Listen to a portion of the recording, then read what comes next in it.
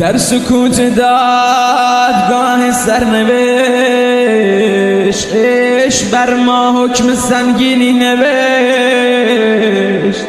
گفته شد دلاده ها از هم جدا، وای بر این حکم و این قانون زشت، وای بر این حکم و این قانون زشت. عشق با قلب من بیگانه شد، خنده از لب رفت و یک افسانه شد.